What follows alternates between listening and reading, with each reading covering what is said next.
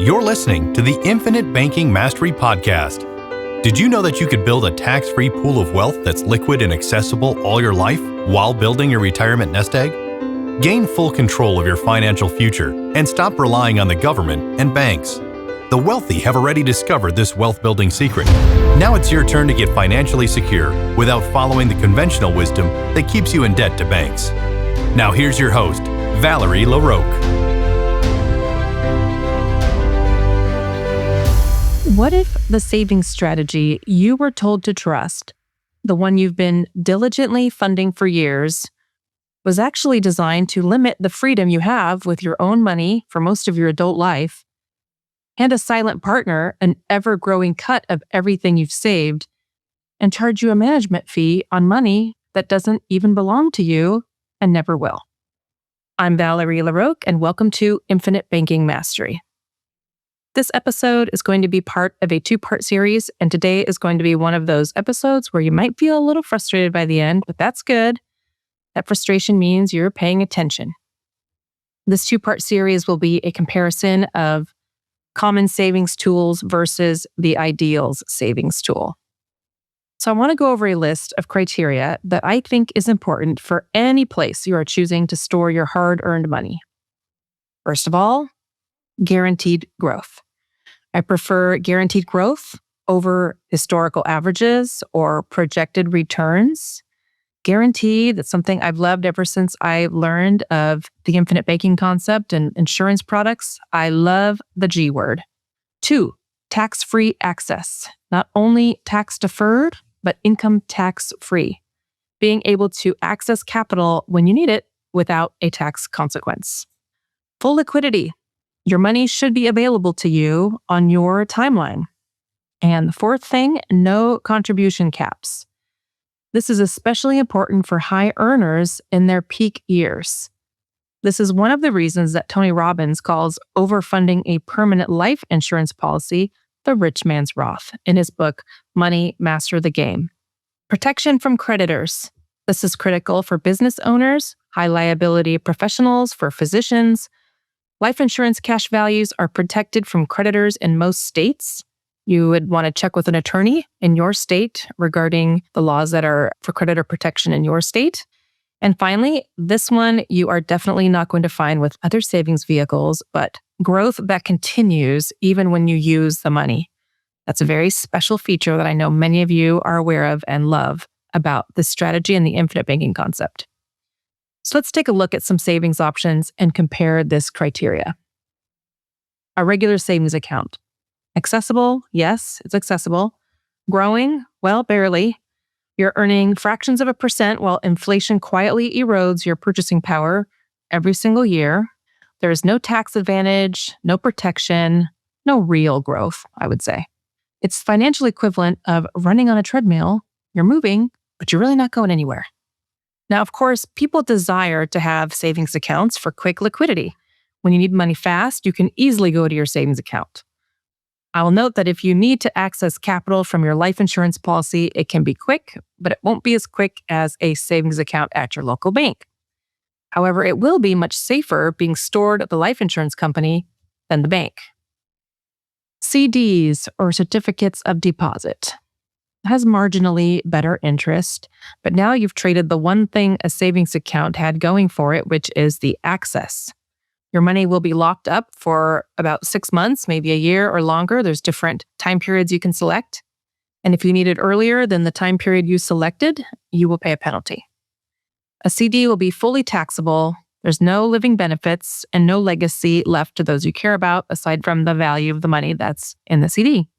The bank wins either way, and you gave them control of your timeline to get a slightly better rate. And of course, saving in the market. And specifically, I'm referring to retirement accounts.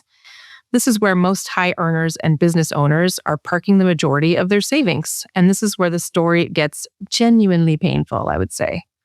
There are 3 separate problems buried inside this one strategy. Problem number 1, you don't have access to your money. Think about when most people actually start seriously saving. Usually after school loans are paid off, after starting a family, after their early career grind when they really get going.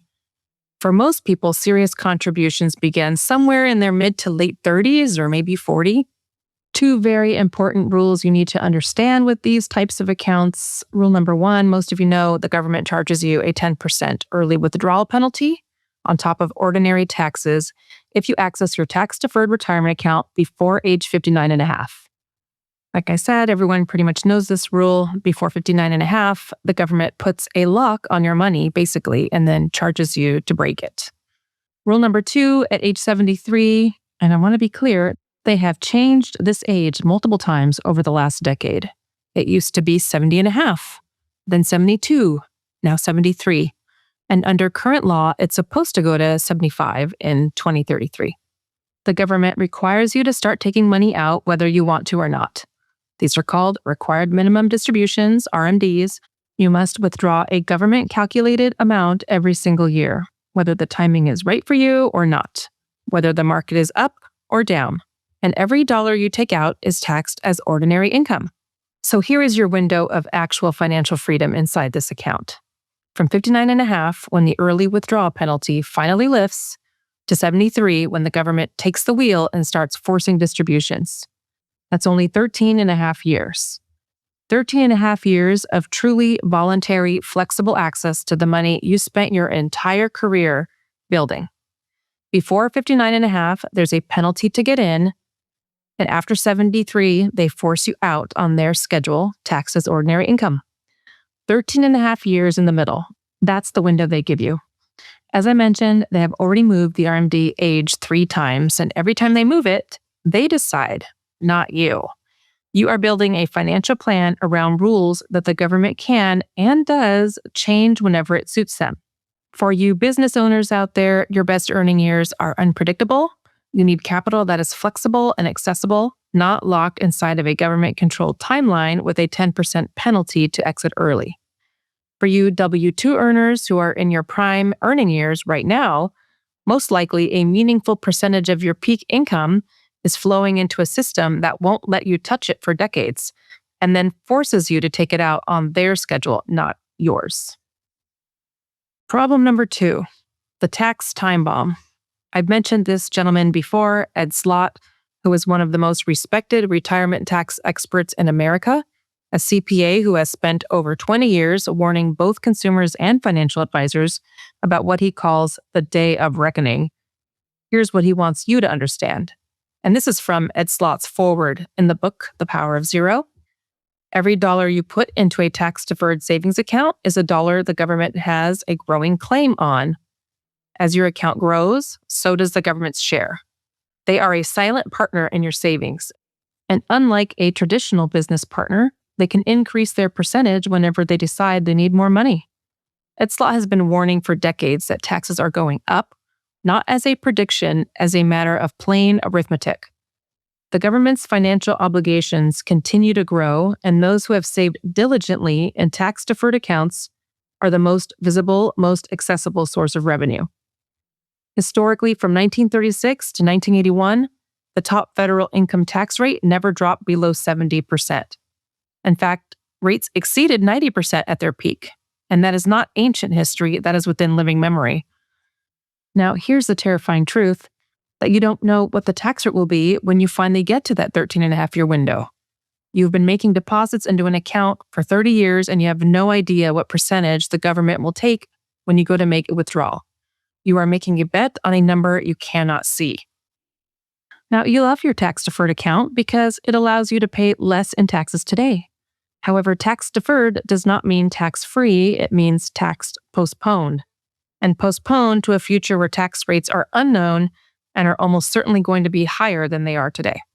The harder you worked, the more you saved, the more diligently you played by the rules, the bigger the target on your back.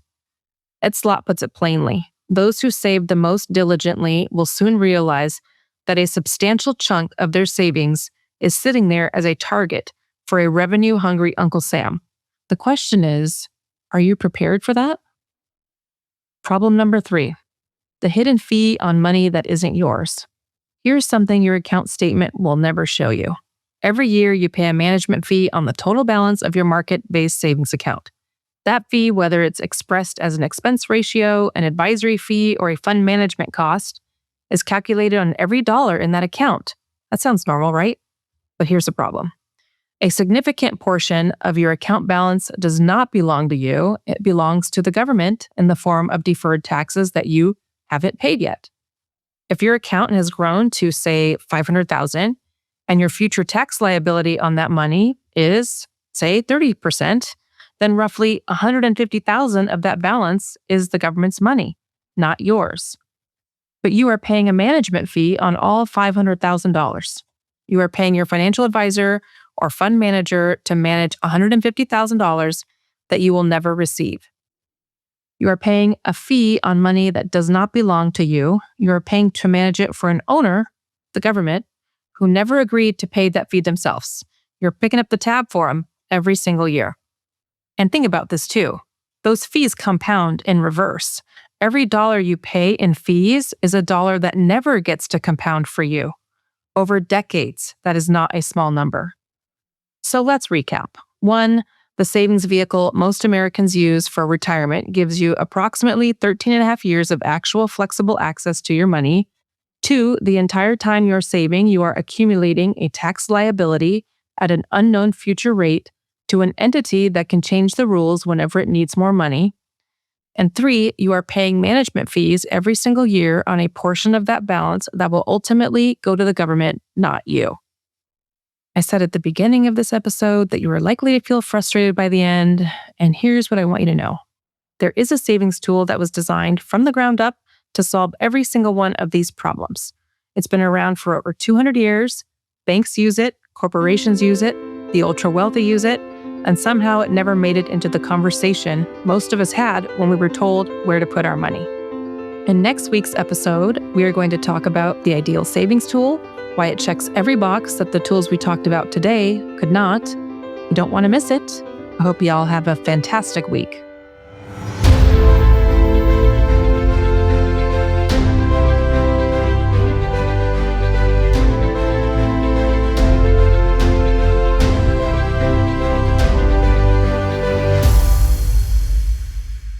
This is thepodcastfactory.com.